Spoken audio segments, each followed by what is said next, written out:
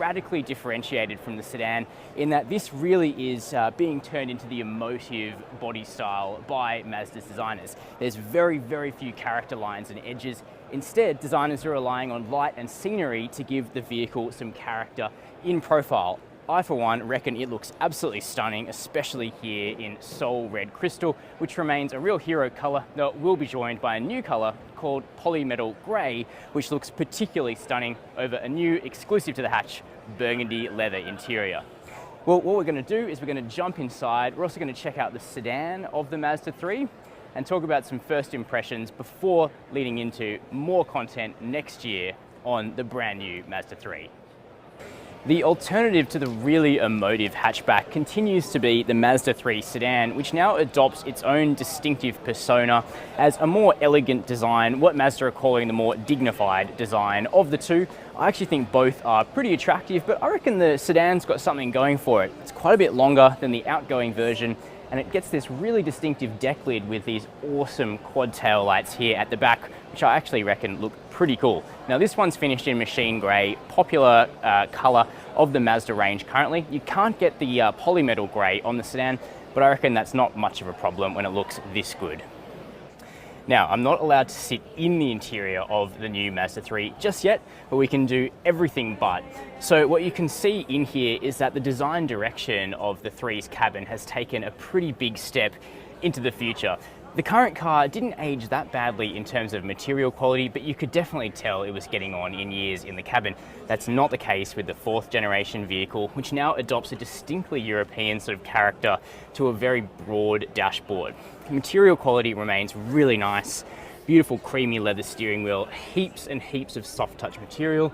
Down here where your leg rests, up here on the dash, this broad leather-like surface on the breadth of the high-spec models, and also in the lovely leather that is used on the seats. Now, lower-end vehicles will continue to get cloth seats in actually a hybrid grey and beige colour, which will be coming next year, but higher-spec cars get leather, a choice between black and pure white in the sedan, and the hatch also gets an exclusive burgundy leather colour option.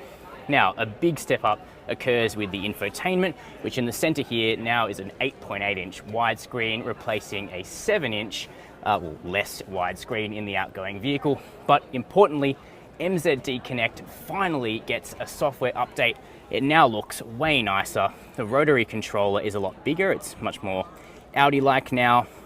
The fonts and presentation of the system are all different, which is really cool. And we're also told that it'll be well matched to the fonts and the look of the partially digital gauge cluster in front of this steering wheel, which also gets a new design with nicer, more premium feeling buttons. There's also been some ergonomic improvements. Stuff like under-thigh angle adjustment for the seat is now standard. The center console has actually been moved forward and it's higher, which means that there's less of a reach between the wheel and the gear shifter, no matter whether you go for an auto or a manual model. Plus, practicality still looks good. There's a big central bin in the center here with a USB port, large cup holders ahead of the shifter, decent sized door bins as well. And one other thing to note is that, of course, given that this is a new Mazda, stuff like Apple CarPlay and Android Auto are now standard, which is something that filtered through in the Australian market for the rest of the range in the last 6 weeks or so. Now, the back seat of the Mazda 3 actually impresses because it goes the other way compared to most vehicles in this segment, which tend to ditch all of the nice materials used up front in favor of hard plastic. Now, in the Mazda 3, you actually get a full soft touch rear door, which is really nice to see. And it also looks like space in the back is going to be pretty good. Now, this is the sedan, so the roofline continues pretty straight. Headroom's probably going to be a little bit tighter in the hatchback, but we'll have to wait until we can actually interact with the car in a little bit more detail. Now, legroom looks pretty good in this longer sedan as well. Once again, the pure white leather color really coming up nicely here. Now, one concern I've got is that I can't see any air vents here in the back of this car. Whether or not that'll change for Australia, we don't know, but I would say probably not. So that's a bit of a misstep. You do get amenities like a fold-down armrest here, though there aren't any powered USB ports that I can find in the back of this thing, although you do get decent-sized door bins at least.